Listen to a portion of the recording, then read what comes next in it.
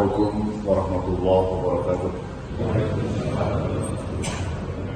Hamdan syukurillah, wassalatu wassalamu ala rasulillah wa ala alihi wa ashabihi wa mawala ma ba'du. Jamaah Masjid Asy-Syakirin, wabil khusus pengurus DKM Ustaz Heri yang insyaallah semua dirahmati dan dimuliakan oleh Allah Subhanahu wa Ta'ala. Bersyukur kepada Allah di pagi ini saya bisa hadir. Tadi MC sudah membuka, beliau alumni SMA Bani Saleh. Saya pernah mengajar di SMA Bani Saleh. Alhamdulillah bisa ketemu dengan Mas Ramadan. Baik Bapak, saya beri saja.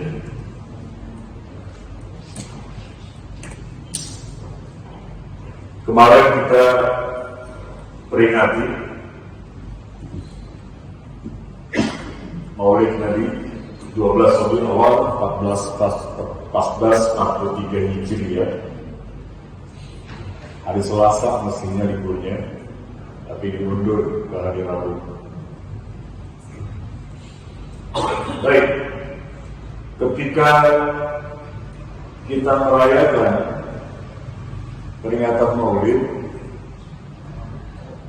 saya sangat apresiasi kegiatan yang dilaksanakan Masjid Asy-Syakirin. Ya, saya setuju Pak Ketua bagaimana anak-anak ini kita ajak libatkan sejak dini ya di masjid ini, dan ini saya kira bentuk tanggung jawab dari orang tua. Kenapa? Karena orang tua yang sukses dalam perspektif Islam itu, dalam perspektif Al-Quran itu nanti bisa dibuka di surah 19, bisa Imam tadi saya kira surat 19, surat Maryam ayat yang ke-59. Jadi orang tua yang sukses itu bagaimana ketika dia meninggal, anak-anaknya yang mengurus dia gitu. Dari mulai memandikan sampai memakamkan, dan anak yang tidak abai dengan sholat. Jadi insya Allah dengan melibatkan mereka sejak ini di masjid, mereka menjadi anak-anak yang soleh. Ya, surat 19 surat Maryam ayat 59 itu Allah mengatakan, "Fakhalafa min ba'dihim khalqun adha'us shalah wa attaba'us syahawat fasawfa yalqawna ghayya." Jangan sampai ketika kita meninggal, kita meninggalkan anak yang abai. Baik.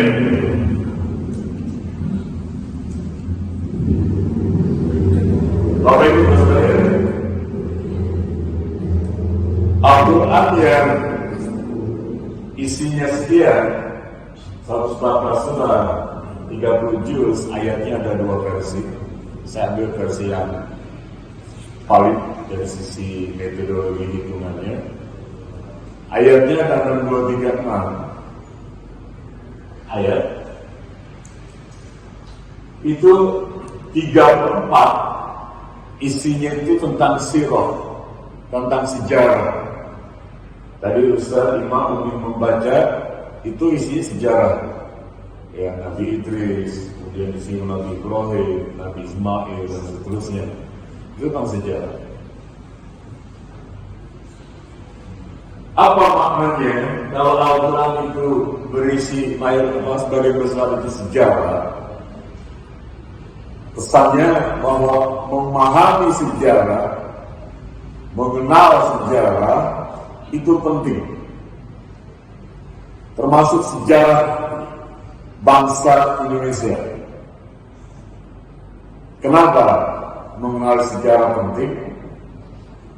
Presiden pertama Soekarno bilang, jas merah, jangan lupakan sejarah. Ya. Kemudian kalau kita lihat Kenapa? Apa urgensinya kita memahami sejarah itu? Di surat Yusuf, surat ke-12 ayat yang terakhir. Jadi salah satu manfaat atau urgensi kita memahami sejarah itu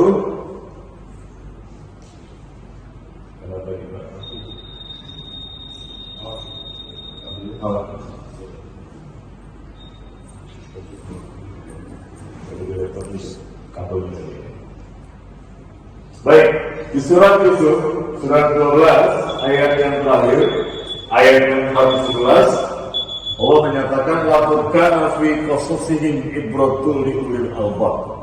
Maka hadisan hanya yang berbuat. Jadi ada catatan penting.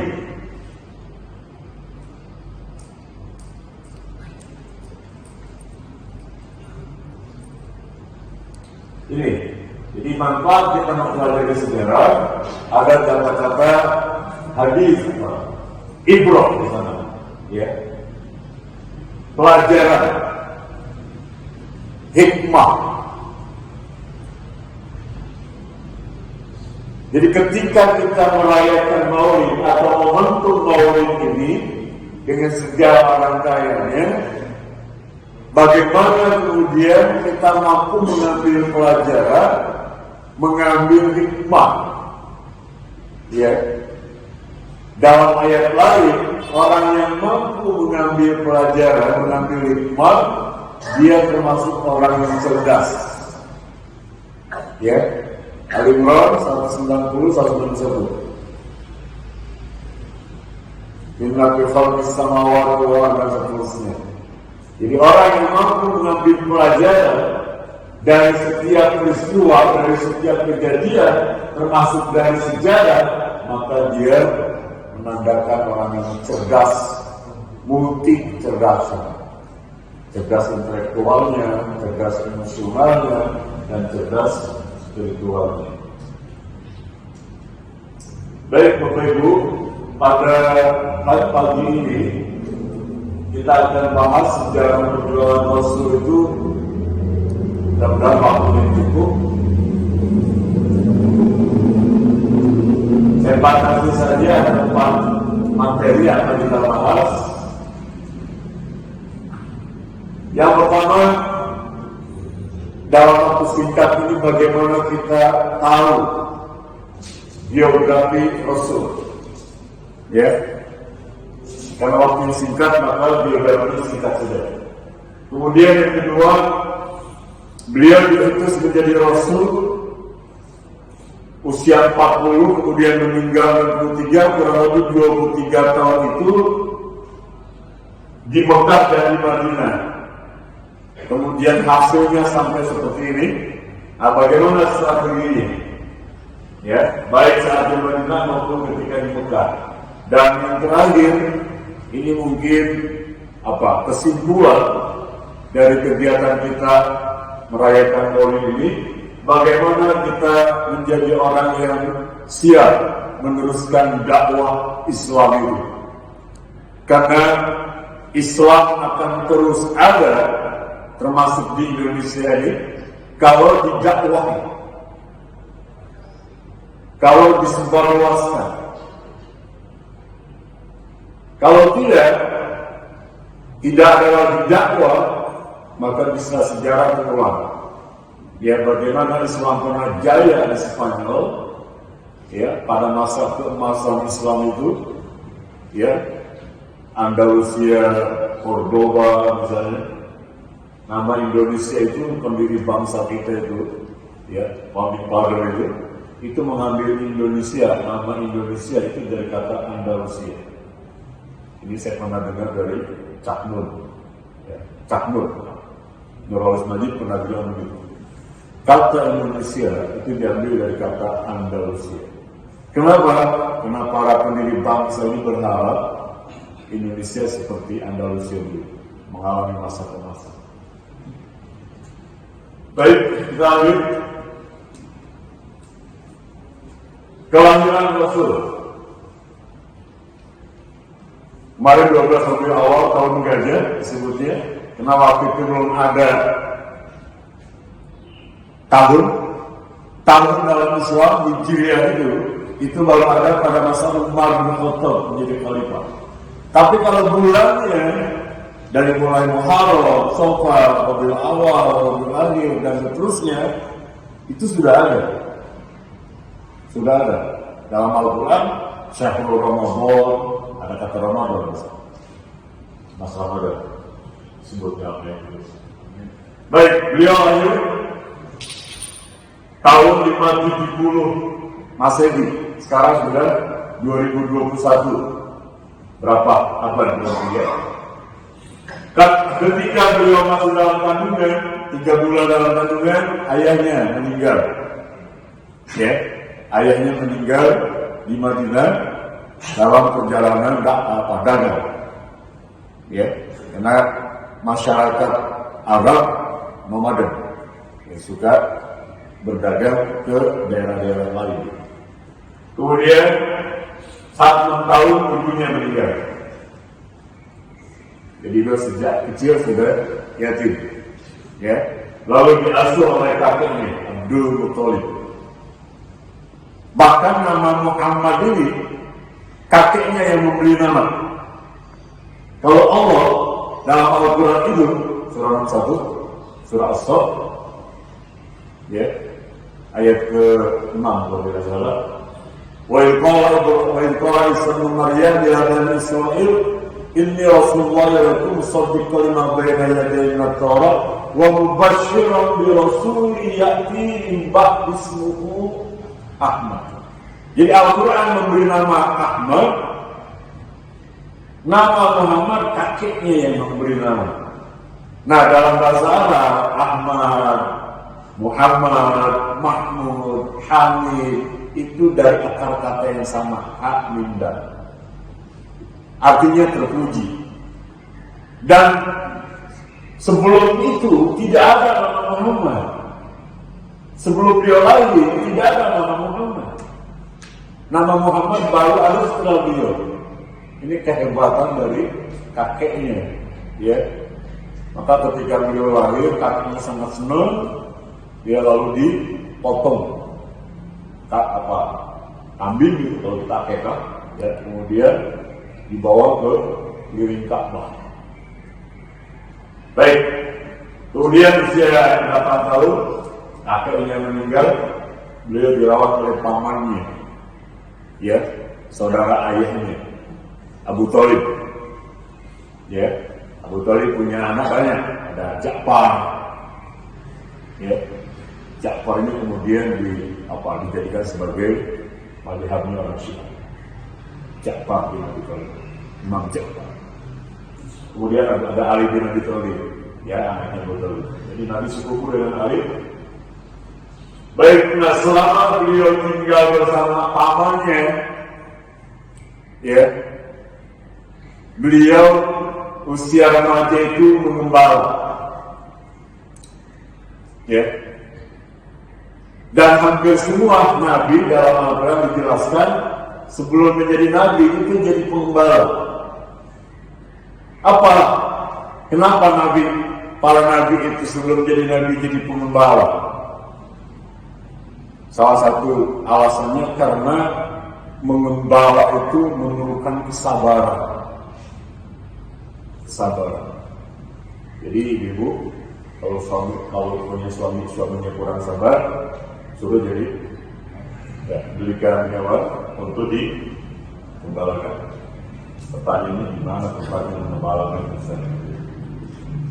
Baik, kemudian setelah dewasa beliau berdagang, membantu pamannya, ya. Nah, disinilah apa itu? Tanda-tanda kenabian sudah mulai ada, ya. Bahkan ada hadis menjelaskan ketika beliau mengembala itu, beliau pernah dibedah, ya, dadanya, ya, oleh malaikat yang waktu itu malaikat datang berbentuk burung, ya kan? Dalam sejarah dia 2 kali dibedah saat remaja itu, kemudian saat menjadi nabi, ya, ketika mau turun ayat pertama. Nah, pada saat berdagang itulah ada namanya irhas. Sebelum mujizat, kalau mujizat keistimewaan saat sudah menjadi nabi. Kalau masih calon nabi itu irhas, keistimewaan. Nah, tanda itu sudah ada pada diri nabi yang itu dibenarkan oleh para pendeta.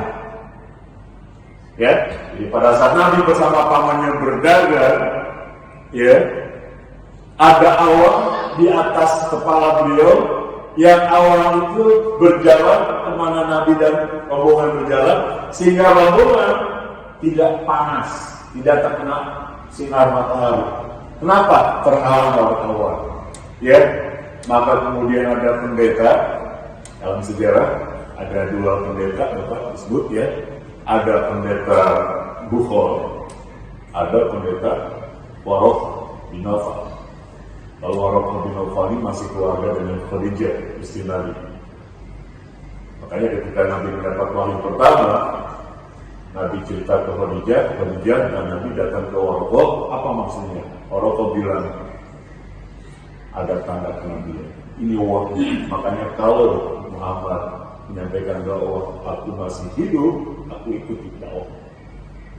Tapi kalau Bukhara tadi melihat Nabi, ya, dipayungi awan itu, lalu Bukhara ini mendekati paman Nabi Abu Thalib itu. Nah, dia kenal. Lalu tanya, siapa namanya? Ini ponakan. Kenapa? Jaga dia. Kenapa? Ada tanda kenabian pada diri. Ya, kenapa? Kok para pendeta tahu? Tadi ayat yang saya baca, belum satu ayat 6 itu. Ya, Qala Isa bin Maryam. Dan ingatlah ketika Isa putra Maryam berkata kepada Bani Israel, Inni Rasulullah, aku ini utusan Allah. Kemudian dia ditanya, lanjutan ayat itu, wa mubasysyiran bi rasulin ya'ti, dan aku memberi kabar kepada kalian setelah aku kata Nabi Isa, nimba bismuhu Ahmad. Ada Rasul, ada Nabi, namanya Ahmad. Sudah dikasih tahu, ya. Makanya nanti baca sejarah lagi, kenapa Salman Al-Farisi masuk Islamnya gampang banget. Salman Al-Farisi. Karena Salman sebelum masuk Islam itu kan tinggal di beberapa rumah pendeta. Karena dia pernah menjadi budak belian. Salman itu dibeli oleh para pendeta. Dia ikut tinggal bersama para pendeta. Nah, karena dia ikut, para pendeta itu menjelaskan. Makanya Salman Al-Farisi masuk Islam cuma gara-gara apa? Melihat tanda kenabian pada Rasul. Ya. Ketika di satu kesempatan Rasul pakaiannya tersingkap oleh angin, bila melihat di sini apa sama melihat. Makanya sama manusianya gak mau, sederhana. Baik, lanjut. Nah, ketika beliau lahir, Bapak Ibu, ada peristiwa ajaib, peristiwa besar, ya, yang terjadi di luar Arab. 3 di luar Arab. Yang pertama, singgah sana Raja Persia, sekarang Iran ini ya, Persia itu sekarang Iran, itu dan bangunannya itu runtuh.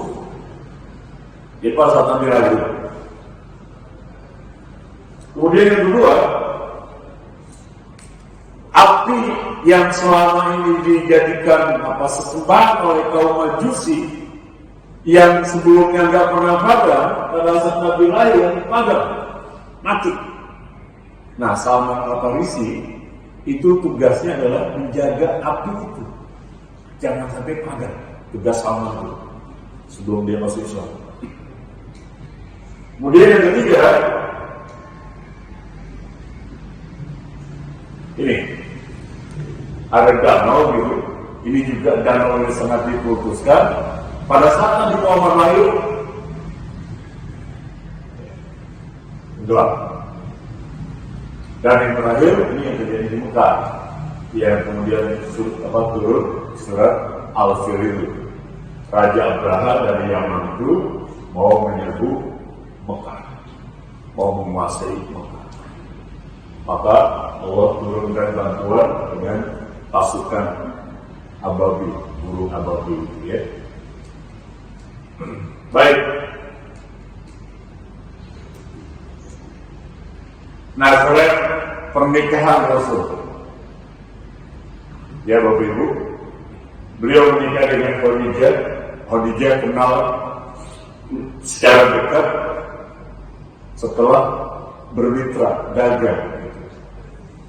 Khadijah ada ketertarikan kepada Nabi Muhammad, kesemsem gitu. Wanita biasanya agak pandai menyimpan perasaan beda dengan laki-laki. Ya, maka kemudian Khadijah minta tolong temannya Nafisah binti Muhyad untuk PDKT kepada Nabi. Jadi Khadijah nggak langsung, tapi minta bantuan temannya. Nah, Nafisah binti Muhyad ini ketemu Pak Nabi Abu Thalib. Kemudian Abu Thalib bilang ke Nabi Muhammad, Khadijah senang gitu. Singkat cerita, mereka menikah, ya. Mereka menikah, Nabi usia 25 tahun, Khadijah 40 tahun. Tidak dijelaskan status Khadijah, siapa suaminya. Yang dijelaskan dalam sejarah itu dia adalah bangsawan, wanita terpandang, orang kaya, gitu. Keturunannya juga mulia. Jadi kalau Bapak Haji atau Umroh, dia dimakamkan di dekat Mekah, ya, di dekat Mekah, di makam Baqi. Nah, putra putri beliau, Bapak Ibu, ini sebagai Muslim dalam rangka menuntut Maulid ini, ya kita harus tahu juga putra putri beliau. Kayaknya kalau sebagai umatnya kita nggak kenal putra putri beliau, agak ironi gitu ya. Sama kalau Bapak Ibu penggemar artis Ahmad Dhani misalnya, tahu pasti siapa anak-anaknya, ya kan? Ada Al, dulu. Baik, beliau setelah Khadijah meninggal menikah dengan beberapa wanita, tapi yang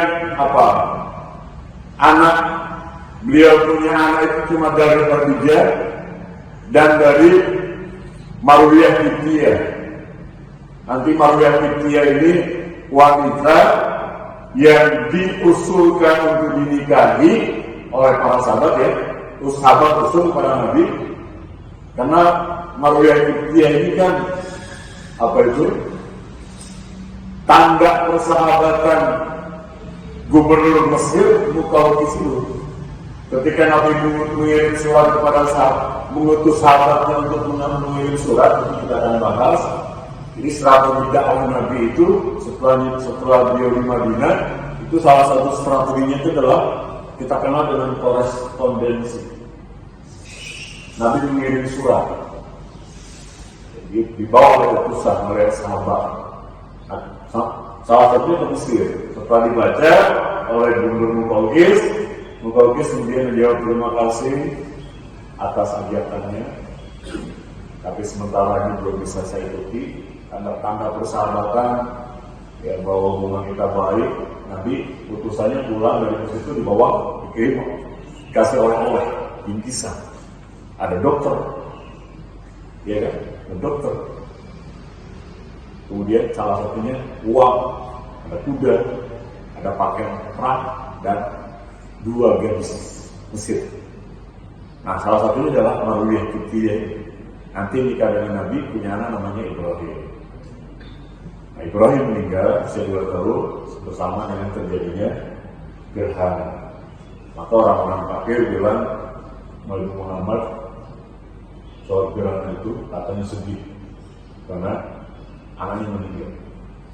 Nah, ini dalam hadisnya tadi mengatakan gerhana terjadi bukan karena kematian atau kehidupan seseorang, tapi gerhana itu tanda-tanda kuasa Allah. Baik, anak Nabi Bapak Ibu yang hidup setelah Nabi meninggal cuma Fatimah.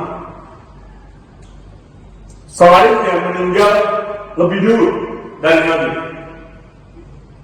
Ya, meninggal lebih dulu dari Nabi. Yang terakhir cuma Fatimah, meninggal setelah Nabi, 6 bulan setelah Nabi meninggal. Makanya nanti dalam kisahnya, dalam sejarahnya, Ali bin Abi Thalib tidak membaiat Abu Bakar saat Fatimah masih hidup. Ya, tapi ketika Fatimah meninggal, baru Ali membaiat Abu Bakar. Baik, anak beliau yang pertama Qasim meninggal nggak lama, nggak sampai 1 minggu. Ya, kemudian Zainab. Jadi nama Zainab ini banyak Pak. Bahkan ada nama Zainab yang salah satunya menjadi istri Ali ya. Zainab itu. Ya, setelah sebelumnya kan Zainab oleh Nabi dinikahi dengan anak angkatnya Zaid bin Harithah. Ya, Zaid bin Harithah ini anak angkat. Ya, kemudian nikah dengan Zainab. Zainab itu masalah, ini gak macam. Ya, gak macam. Zainab ini katanya cantik banget, putih bersih, sehingga kalau minum kopi itu kelihatan saking putihnya. Baik, kemudian Zainab ini menikah dengan laki-laki bangsawan ya, kemudian meninggal saat. Baik, dan seterusnya ada Ruqayyah. Ruqayyah ini nanti menikah dengan Utsman, ya.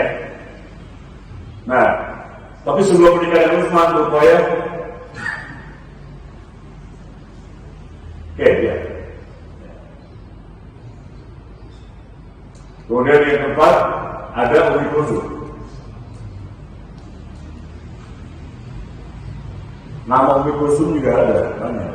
Bahkan Ali bin Abi Thalib, ya, anaknya dengan Fatimah itu ada namanya Ummi Kulsum juga.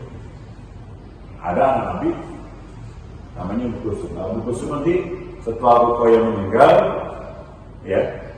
Kemudian Ummi Kulsum cerai dari suaminya.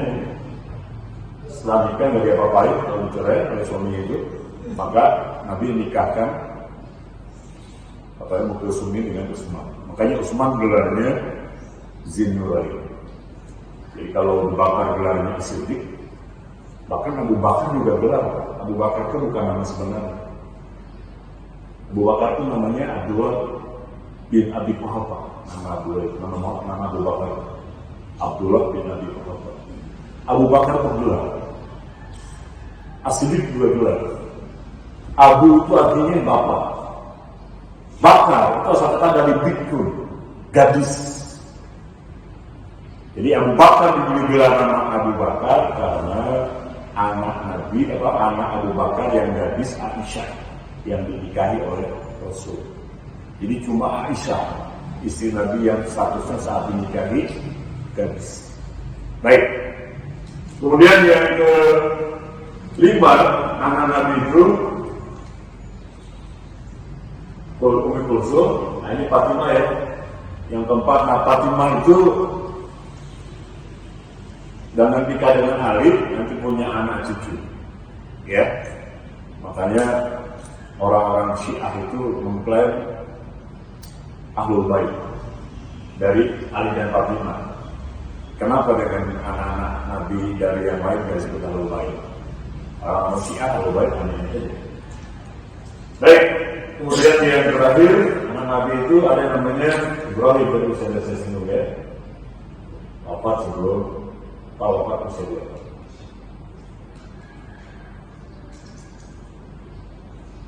Baik Bapak Ibu,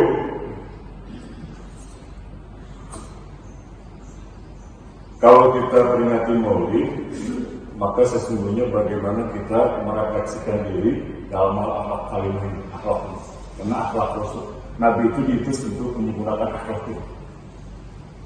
Ya, jadi sejatinya momentum Maulid ini di samping kita memahami sejarah beliau, juga ada upaya untuk memperbaiki akhlak itu. Ya, karena akhlak ini menjadi parameter kesempurnaan keimanan.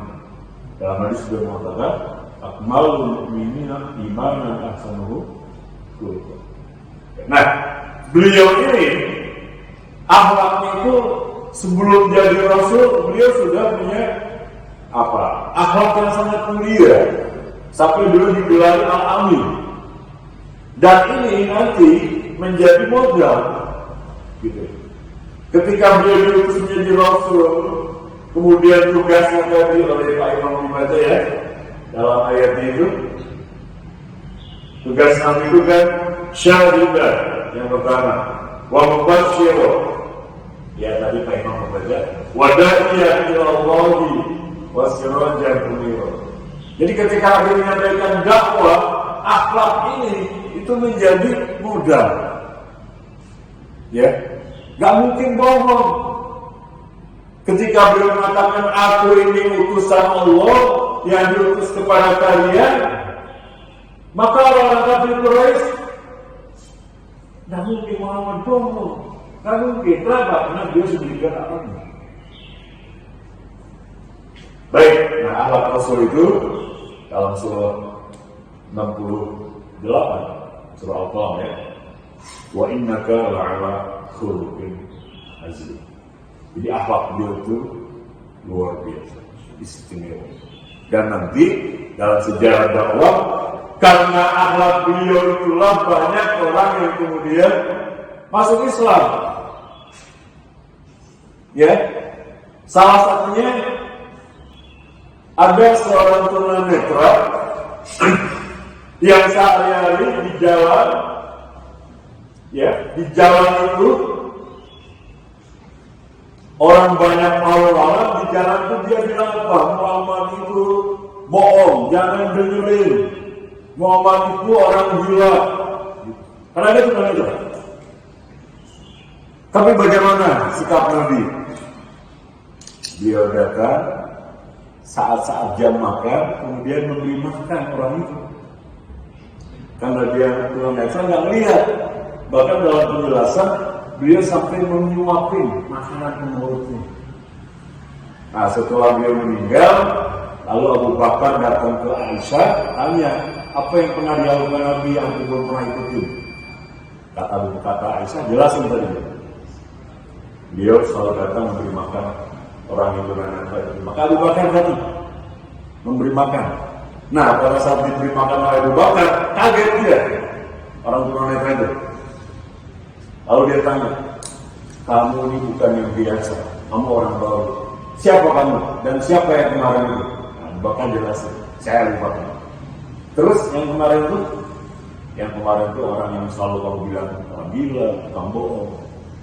Muhammad. Kemana dia? Dia sudah meninggal. Oh, baru situ dia, dari situ dia. Orang yang apa? Yang melecehkan mengenai tapi sikapnya seperti itu. Dan sebenarnya banyak cerita lain. Ya, akhlak itu kemudian yang membuat orang jadi simpatik, Pak. Nah, kalau kita sekarang sebalik, Pak. Ya, orang-orang non-Islam, termasuk orang Islam, ya, jadi nggak simpatik dengan akhlak orang Islam. Baik. Kemudian Nabi mendapat wahyu, ya, surah Al-Alaq 1-5 di 2 Hijrah. Mungkin Bapak Ibu yang sudah haji umroh pernah ya ke Gua Hira. Kalau ke Gua Hira itu jangan siang, Pak. Gak kuat panasnya. Bagusnya itu malam. Jam 1 agak ya subuh sampai di puncak. Karena luar biasa. Ya. Saya alhamdulillah sudah ke ke Gua Hira. Kata jam 1 ya dari hotel naik taksi itu 15 menit. Kemudian dari bawah itu, air itu harus bawa air persiapan, kalau enggak yang bisa. Baik, nah sekarang beliau setelah jadi mendapat wahyu pertama, saya nggak ceritain ya, karena singkat saja memang beliau bersama Khadijah datang ke pamannya Khadijah yang pendeta tadi, ya. Baik. Nah, setelah beliau mendapat wahyu, maka saat beliau menjadi Rasul, menjadi Nabi, dan ada tugas. Maka beliau sampaikan dakwahnya itu, entah itu kurang lebih 12 tahun atau 13 tahun ya, Bapak Ibu, kurang lebih 3 tahun dakwahnya dia lakukan secara sembunyi-sembunyi. Ya, secara ngumpat-ngumpat, secara diam-diam. Kenapa? Ini strategi. Kalau langsung, dia belum punya pengikut. Sementara waktu itu situasi di Mekah itu sangat jahiliyah. Ini strategi. Nah, selama diam-diam ini, sembunyi-sembunyi, pertama beliau dakwahi orang dekat. Ini hikmahnya. Jadi kita mulai dari keluarga kita dulu, ya, keluarga dekat, sahabat dekat. Maka kemudian dari dakwah sembunyi-sembunyi, ya, diam-diam ini dari keluarga dekat masuk Islam 4 orang ini. Khadijah, istri Rasul, Zaid bin Harisah, ini anak angkat Khadijah, pembantu lah, karena Khadijah orang kaya kan. Nah, ini Zaid bin Harisah yang kemudian dinikahkan dengan Zainab tadi, lalu cerai, ya, karena Zainab itu kan bangsawan Pak. Sementara Zaid bin Harisah ini ya pembantu gitu, jadi nggak kufu, nggak kafah atau nggak level gitu. Kalau wanitanya orang miskin, laki-lakinya orang kaya, nggak apa-apa, bisa ikutin gitu. Tapi kalau suaminya yang kere gitu, contohnya ini, cerai, ya, maka kemudian Nabi atas beritahu kita nikahi saya, tapi setelah Nabi meninggal. Kemudian Ali bin Abi Thalib, ini sepupu Rasul, ya. Kemudian Abu Bakar, ini Abu Bakar sahabat dekatnya. Masuk Islam. Nah, setelah mereka masuk Islam ini, mereka juga menyampaikan dakwah. Termasuk kita, setelah Muslim ini kita juga berdakwah. Singkat cerita, ada beberapa orang, khususnya Abu Bakar nih. Abu Bakar dalam waktu yang singkat berhasil mengajak 5 orang ini. Dan 5 orang ini notabene adalah pengusaha, orang kaya, bangsawan. Gitu. Kenapa? Dengan mudahnya mereka sudah kenal secara pribadi dengan Abu Bakar, kedekatan. Ya, inilah yang kemudian dalam sejarah disebut dengan ya as-sabiqun al-awwalun. Ya, as-sabiqun al-awwalun. Orang-orang yang pertama masuk Islam. Baik, setelah 5 orang tadi, generasi berikutnya ini. Ya, masih yang masuk Islam. Dan lain-lain.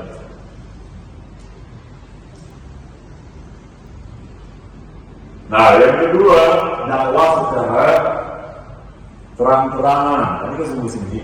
Sejak turun ayat ini, maka Nabi disuruh langsung terbuka. Ya, apalagi pengikutnya sudah lumayan banyak. Jadi ada momentum sebenarnya. Maka kemudian beliau langsung dakwah secara terang-terangan. Ya, puncaknya adalah dakwah terang-terangan itu Bapak Ibu, beliau mengumpulkan para pembesar kafir Quraisy, gitu ya. Setelah kumpul, kemudian disitulah Nabi menyampaikan. Karena tadi beliau awal mulia bergelar Al-Amin tadi, ya, maka itu dia jadikan modal. Setelah kumpul, kemudian Nabi khutbah. Ya, intinya Nabi mengatakan bahwa Allah jangan berhala, karena berhala tidak bisa dengar, tidak bisa melihat. Tadi Pak Imam mengatakan gitu ya, tidak bisa mendengar, tidak bisa melihat berhala itu. Karena Ibrahim bilang gitu ya kepada ayahnya, kenapa kau menyembah berhala yang tidak bisa mendengar, tidak bisa melihat? Ibrahim itu kepada ayahnya. Lanjut.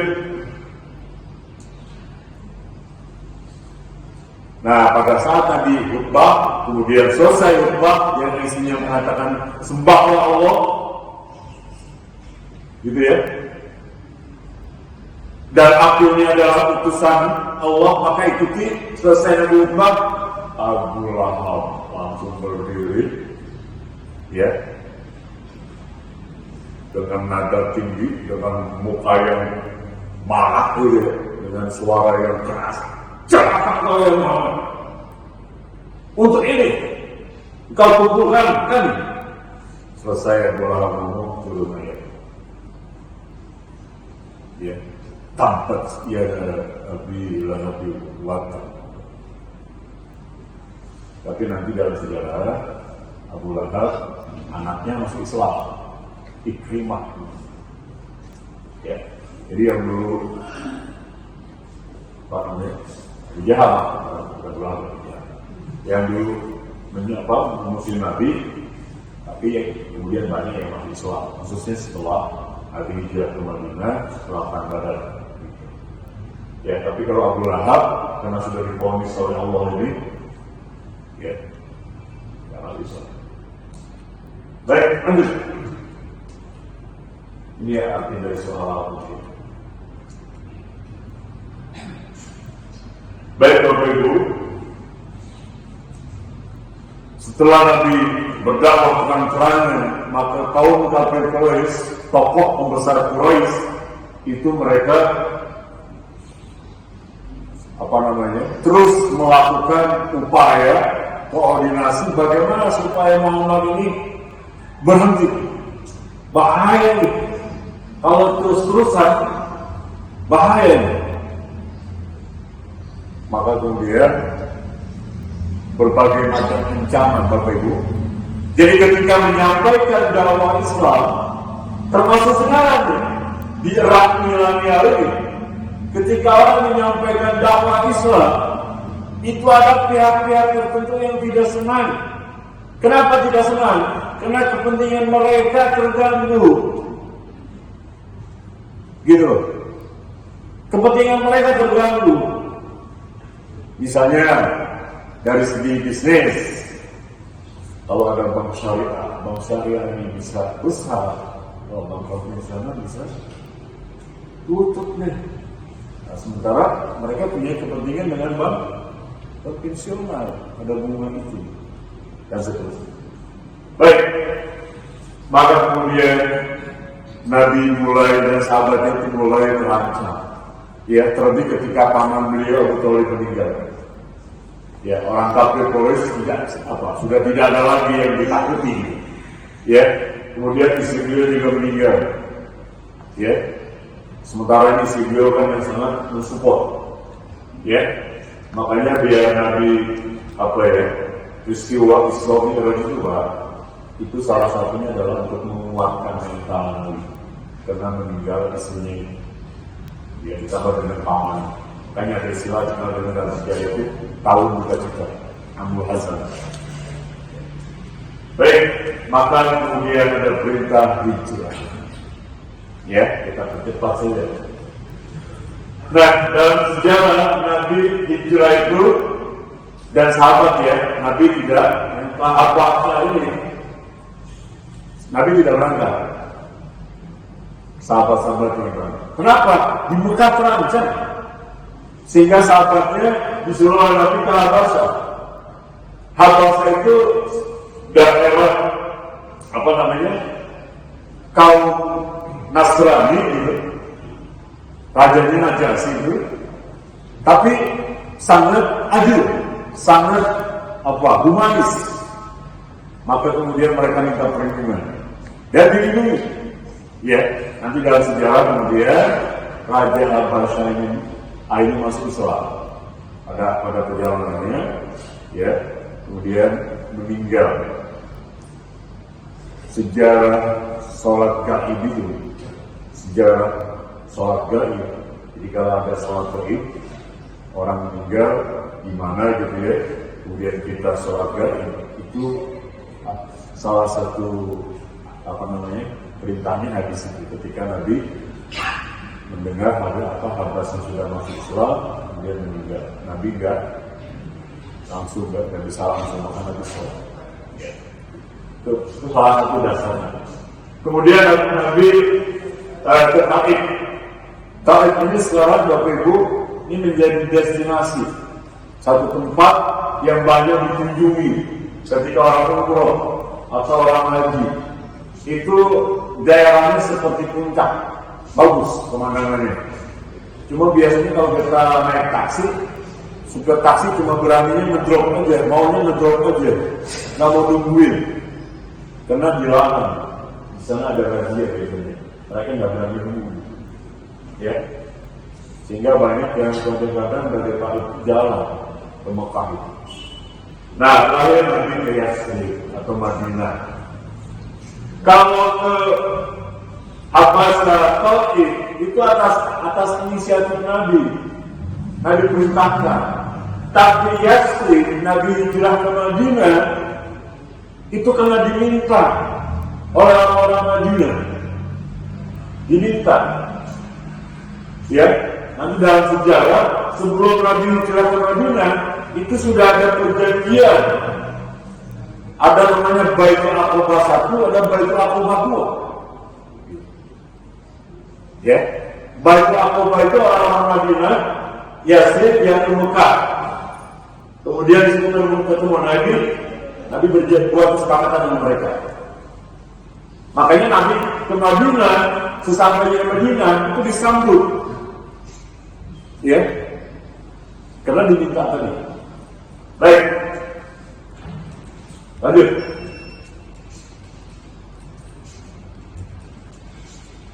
Nah, Bapak Ibu, ketika Nabi mau hijrah, mendengar Nabi mau hijrah, itu kafir Quraisy rapat, lalu keputusannya apa? Bagaimana caranya supaya Muhammad tidak bisa meninggalkan Mekah? Kesimpulannya apa? Bunuh. Ya. Jadi mereka berencana kapan kita eksekusi? Nanti malam. Maka mereka bersiap-siap mengirim masing-masing kabilah, masing-masing kelompok mengirim satu algojo. Jadi jangan sendiri. Singkat cerita ada 13. Mungkin ini nggak terbelakang. Diyakini angka 13 siap.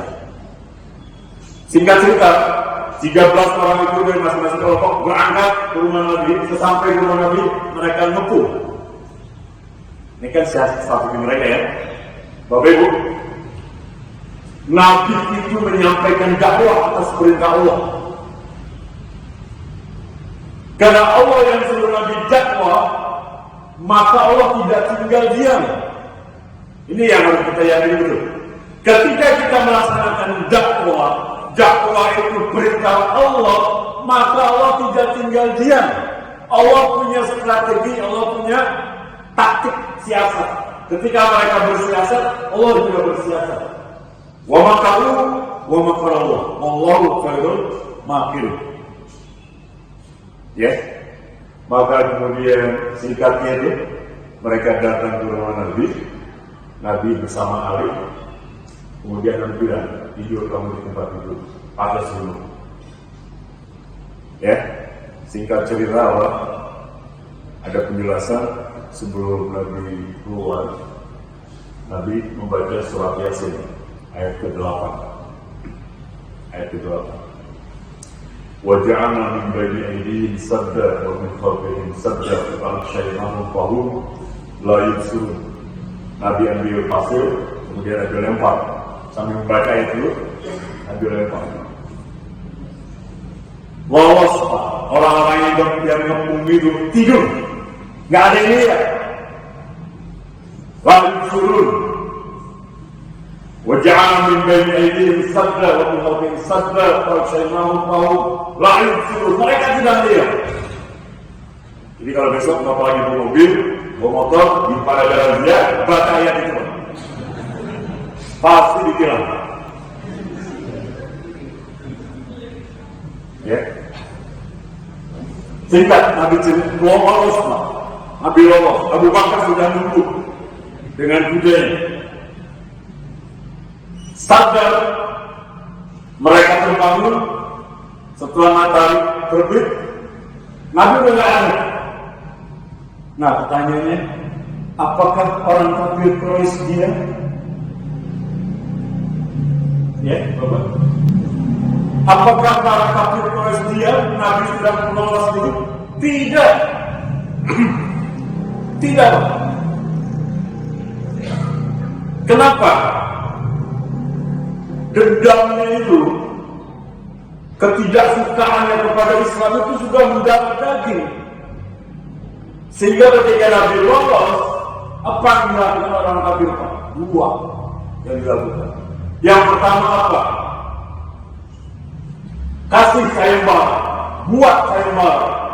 Yang berhasil menangkap atau membunuh Nabi Muhammad, kasih hadiah yang banyak. Maka singkat cerita, sayembara itu didengar oleh seorang yang bernama Surokoh. Makanya nanti dalam sejarah ya, ketika Umar bin Khattab jadi khalifah ya, Surokoh itu diberikan sesuatu yang pernah dijanjikan oleh Nabi itu, gitu ya. Singkat cerita Surokoh. Ini yang saya ingin katakan. Ini ayatnya. Ini ayat. Ya ayyuhalladzina amanu in tansurullah yansurkum wa yusabbit aqdamakum. Wahai orang yang beriman, jika kalian menolong Allah, pasti Allah akan tolong kalian. Jadi Allah punya strategi sendiri. Ketika Nabi Muhammad lolos, kemudian bersama Abu Bakar menuju Madinah, lalu sayembara oleh orang kafir Quraisy dibuat dengan oleh Surokoh tadi. Surokoh hujan dengan kuda. Singkat cerita, kekejar. Ya, Surokoh sudah senang, hadiah. Kenapa dekat? Ketika sudah kudanya mendekati kuda Nabi, tiba-tiba kuda Surokoh terjatuh, terperosok. Pertolongan Allah. Jadi yakin, ya, ketika kita dakwah dalam rangka melaksanakan perintah Allah jadi yang Surokoh. Ini kalau dari segi nausollah, Allah menggunakan kata in, kemudian yang suruh, pasti.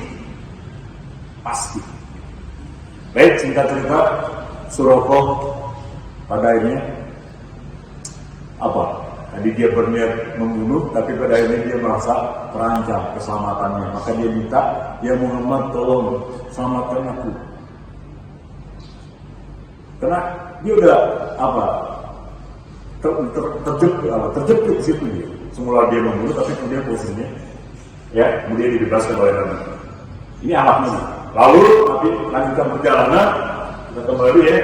Nih, ada namanya gua Sur. Ya, Nabi dan Abu Bakar diserang di situ. Biasanya kalau kita umrah, kalau kita haji ada sisi dulu. Itu kita ziarah ke Gua Sur, cuma nggak naik, cuma berhenti aja di mobil. Turun sebentar, tapi nggak boleh. Tuh Gua Sur. Tapi kalau 2 kilo, naik kalau kuat. Di Gua Sur itu Nabi dan Abu Bakar istirahat di situ untuk menghilangkan rasa capeknya. Ya. Ada cerita luar biasa Bapak Ibu. Abu Bakar itu saking sayangnya sama Nabi, saking cintanya sama Nabi. Sebelum Nabi masuk, Abu Bakar yang masuk dulu, pastikan bahwa gua itu aman. Ya, maka kemudian gua itu dibersihkan, lalu korban Abu Bakar, kemudian berbuat bagi 2. Satu buat alas, satunya buat menutup lubang. Ada lubang yang merupakan tempat binatang bersembunyi itu. Akhirnya Nabi masuk. Abu Bakar masuk di situ, istirahat. Nah, kemudian Allah turun perintahkan kepada laba-laba. Surat 29, surat Al-Ankabut.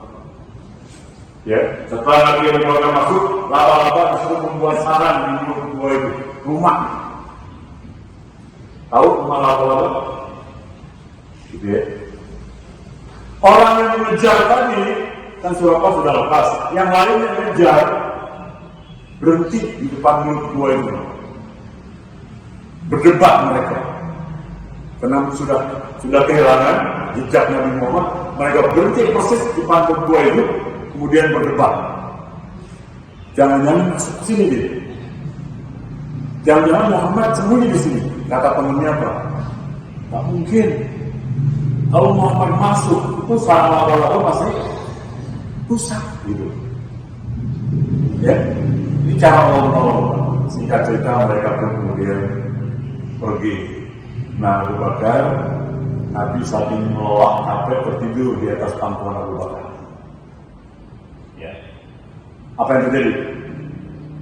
Lubang yang disumbat oleh Abu Bakar tadi itu keluar dari lubang itu ular. Ya, ular. Ya.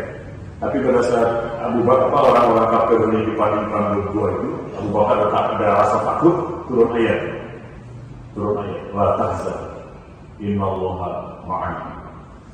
Jangan takut, jangan risau. Nah, la tahzan ini judul sebuah buku ditulis oleh Ain Al-Fawzi. Ya. Baik, ular tadi kemudian keluar, akhirnya apa? Mematuk kaki Abu Bakar. Ular itu bisa sakit sekali. Tapi Abu Bakar nggak mau bergerak, takut Nabi terbangun gitu loh. Ini di atas pangkuannya ya, saking cintanya. Tapi kena rasa sakit tadi, maka Abu Bakar kemudian menangis air mata. Kemudian air matanya itu jatuh menyakiti Nabi. Nabi terbangun. Loh, kamu nangis kenapa? Capek, takut. Ini kasih tahu, ada ular yang menakutkan.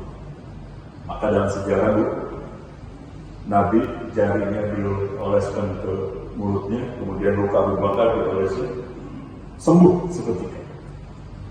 Jadi besok begitu ya. Kalau ada luka, kira-kira sembuh atau tambah luka? Tambah luka. Baik. Nah, Bapak Ibu, setelah lolos, orang kafir diam tidak. Tadi mereka sayembara. Yang kedua apa? Buat berita hoax. Jadi kalau sekarang orang main hoax, dari dulu udah ada. Itu kerjaan orang kafir. Apa berita hoax? Dalam rangka mencegah Nabi menghentikan dakwah Islam, karena mereka tidak berhasil membunuh, maka kemudian diutus orang sebelum Muhammad sampai ke Madinah, harus ada yang lebih dulu sampai ke Madinah. Lalu setelah sampai di Madinah, bilang ke orang Madinah, sampaikan ke orang Madinah, propaganda kan ke orang Madinah, bahwa Muhammad itu orang gila, tukang sihir, pembohong, gitu. Oh, maka ia bagi kepada Allah. Ya, yang pertama di Al-Quran 120. Ini ayatnya. Ya, kalau dalam bahasa Arab, Allah menggunakan kalimat lam, bukan la. Walan tarto, artinya tidak, la juga tidak. Apa bedanya? Kalau la, tidaknya itu relatif, temporer. Tapi kalau la, mu'abbad, sampai kapanpun orang Yahudi Nasrani itu tidak akan senang kepada kalian. Gitu. Sampai kapanpun. Ini ayatnya. Ya, nah yang kedua ayat ini. Jadi orang kafir mengutus seseorang atau orang-orang ke Madinah dengan ditawar tadi supaya apa? Islam itu nggak diterima gitu loh. Ya, apa kata Allah? Yuriduna liyutfi'u nurallahi biafwahihim wallahu mutimmu nurihi walau karihal. Jadi orang yang mencoba menghentikan dakwah Islam itu Pak, termasuk di Indonesia ya. Jadi kalau ada orang yang mencoba menghentikan dakwah Islam di Indonesia dengan berbagai macam lah azan, kemarin media asing, media asing sampai komentar soal azan sih. Orang kita ini negara kita kok media asing, gitu ya. Jadi kalau ada yang mencoba menghentikan dakwah Islam itu ibarat menghentikan laju matahari. Silakan siapa yang mampu menghentikan laju matahari. Baik. Sorry, maksudnya ada orang. Nah, yang kedua setelah Nabi berada di Madinah, setelah sampai di Madinah, Bapak Ibu, apa strategi beliau sampai dakwah beliau berhasil? Yang pertama beliau bangun masjid. Sebelum sampai ke Madinah, beliau sampai di sebuah tempat, beliau bangun masjid. Namanya Masjid Kuba. Kalau kita haji atau umrah sunahkan di sholat sunnah 2 rakaat di masjid itu. Itu pahalanya sama dengan haji kan? Sama dengan umrah. 2 rakaat saja. Kemudian yang kedua, setelah sampai di Madinah, bagaimana kemudian agar Islam ini berkembang? Ada orang Mekah yang ke Madinah, ada asli orang Madinah, maka Nabi kemudian persaudarakan mereka. Wa'akoh namanya. Ada yang orang Muhajirin, orang-orang dari Mekah disaudarakan dengan sesama mereka. Ada yang dari Mekah Muhajirin disaudarakan dengan Ansor. Singkat cerita dalam sejarah dari versi, ada yang bilang 90, 40 orang Mekah, 40 orang Madinah. Ada yang bilang 150, ya, 50 orang Mekah, 100 orang Madinah. Apa? 50 ya, tapi dipersaudarakan. Ada yang bilang 12 ini, ya, 150. Nah, yang menarik Bapak Ibu dalam cerita persaudaraan itu, ada kisah luar biasa ya. Ini yang kami persaudarakan, ya. Nah, yang menarik Bapak Ibu, nomor 5 ini, Abdurrahman bin Auf dari Mekah itu disaudarakan oleh Nabi dengan Sa'ad bin Rabi orang Madinah. Nah, setelah disaudarakan, Sa'ad bin Rabi bilang kepada Abdurrahman bin Auf, wahai saudaraku, aku alhamdulillah di Madinah ini termasuk orang kaya. Aku punya beberapa istri. Kalau orang kaya cuma satu istri, egois. Kalau orang kaya punya beberapa istri, wajar. Yang tidak wajar itu miskin punya beberapa istri, itu nekat. Ya, apa kata Abdurrahman? Apa sahabat Nabi? Saya orang kaya, alhamdulillah, saya punya beberapa istri. Karena kamu sudah menjadi saudara saya. Dan persaudaraan dalam Islam itu luar biasa. Innamal mu'minuna ikhwah. Persaudaraan sesama Muslim itu melebihi saudara kami. Karena mereka terikat oleh ikatan akidah itu. Apa kata sahabat Nabi? Saya berniat mau membagi sebagian harta saya untuk, dan saya akan ceraikan salah satu istriku yang kamu suka, mana tunjuk, saya akan ceraikan. Setelah itu nikahi. Sampai segitunya Pak. Sampai segitu. Kalau itu ditawarkan kita gimana kira-kira? Satu Pak. Apa kata Abdurrahman bin Auf? Terima kasih wahai saudaraku, semoga niatmu catat oleh sebagai ibadah. Tapi saya tidak butuh itu. Saya tidak mau terima itu. Saya tidak bisa terima itu. Ini karakter.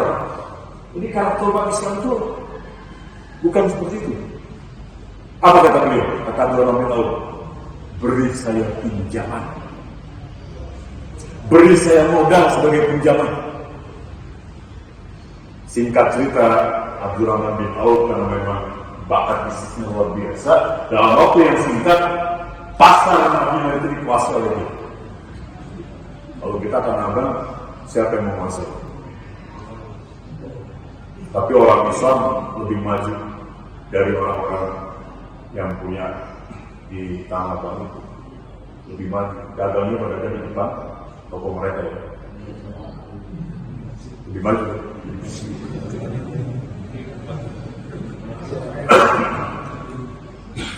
Baik. Nah, ini Pak korespondensi. Nabi mengirim surat, ya, diutus sahabat-sahabatnya.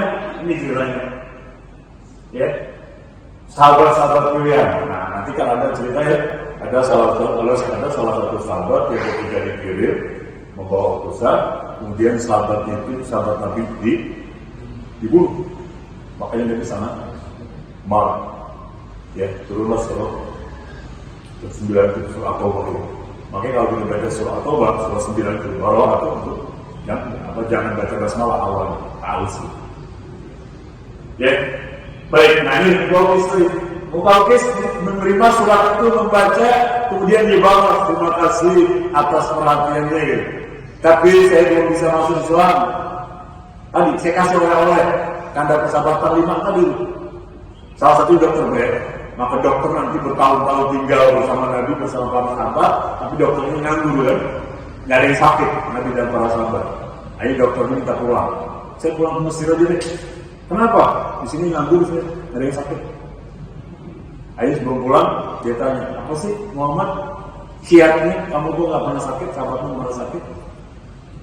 Kata Nabi apa? Kami sekelompok kaum yang makan sebelum kenyang, berhenti sebelum makan sebelum lapar, berhenti sebelum, kan gitu ya. Baik.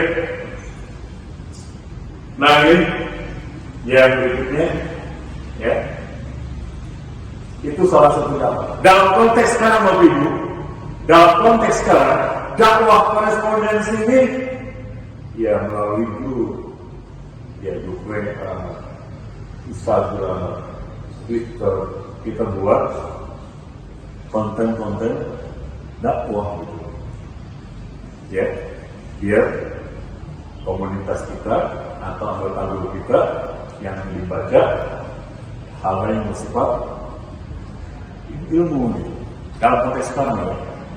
Atau dalam bentuk ya yang sudah banyak dipilotkan kayak cinta gitu ya, itu kan dari sebuah novel ya. Baik, korespondensi ini.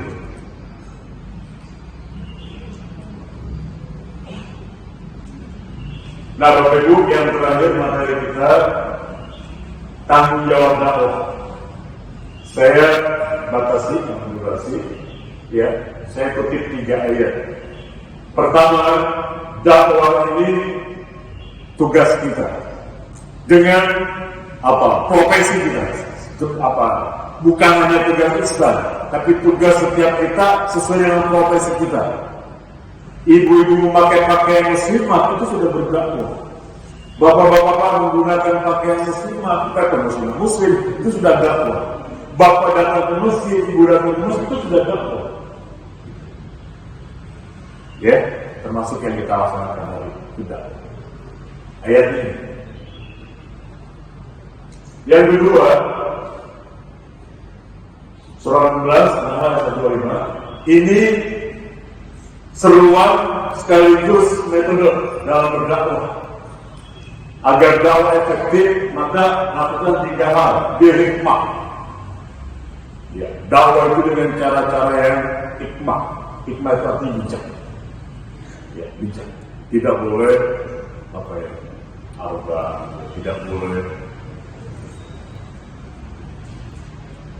Ya harus santun lah gitu ya. Yang kedua, bil mau'izatil hasanah. Harus ada keteladanan. Harus ada contoh. Nah, contohnya tidak lain Rasul dan contoh. Ya Bapak Ibu. Jadi kalau kita dakwah kepada anak, beri mereka keteladanan. Kalau orang tua sholat, anak pasti akan sholat. Apalagi anak masih kecil. Ketika orang tua sholat, jarang-jarang itu. Kalau ibunya pakai muslimah, anaknya masih kecil itu, nanti ada buku sudah diterjemahkan. Judul asli itu Tarbiyatul Awlad Islam. Abdullah Nasir Uwad penulisnya. Cara mendidik anak dalam Islam.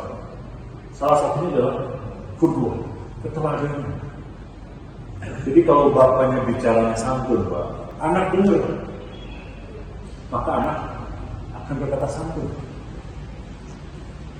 Anaknya melihat bapak ibunya melihat baik. Apa yang dilihat oleh anak, apa yang didengar oleh anak, itu yang diikuti. Khususnya anak seperti yang kecil. Kenapa? Mereka sudah bisa mengalah. Makanya biasakan hal-hal yang baik yang akan dengar, yang akan contoh. Ya. Nah yang ketiga, wajadilhum billati hiya ahsan. Kalau sekarang ini ketika kita berdakwah itu ya dakwahnya dengan apa ya, berbasis pada data gitu loh. Kalau dalam konteks sekarang kan kritis ya, kalau dia sekarang ya harus ada rujukan gitu ya, jangan sampai kesannya domain dan segala macam. Baik, termasuk ketika kita mencoba mengkritisi kebijakan, misalnya ya, kebijakan pemerintah, ya dasarnya karena side of belonging gitu ya, atau side of krisis, juga karena didukung oleh data, bukan oleh apa sentimen, tapi berbagai argumen. apalagi datanya sangat baik. Ya, baik. Nah, yang ketiga, metodologinya Allah juga tambah. Ya, harus dengan rahmat, harus dengan dakwah itu, dia harus dengan penuh kasih sayang. Jadi ketika kita mengingatkan, menegur itu karena sayang kita kepada mereka, cinta kita kepada mereka, bukan karena tidak suka. Karena dia mengingatkan apa? Lemah lembut. Nah, mungkin mungkin selama ini ketika kita menegur orang karena benci dulu gitu, atau karena kesel dulu gitu kan. Ayat ini ketika kita mengingatkan, menegur mestinya karena sayang. Ya Bapak Ibu, yang pasti dakwah menjadi tugas kita agar kelangsungan Islam terus. Terima kasih atas kesempatan yang diberikan. Mudah-mudahan bermanfaat buat kita semua. Tadi saya sudah koordinasi dengan Mas Sambal, katanya tidak ada tanya jawab.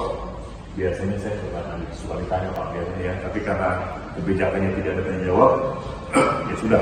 Baik, terima kasih. Kita sudahi dengan membaca doa Muhammadun Nabi. Subhanallahumma wa bihamdika, asyhadu an la ilaha illa anta, astaghfiruka wa atubu ilaik. Saya tutup dengan sebuah pantun. Kalau ada jawaban yang patah, jangan disimpan di dalam hati. Kalau ada kata-kata saya yang salah, tolong jangan lapor polisi. Terima kasih. Assalamualaikum warahmatullahi wabarakatuh. Waalaikumsalam warahmatullahi wabarakatuh.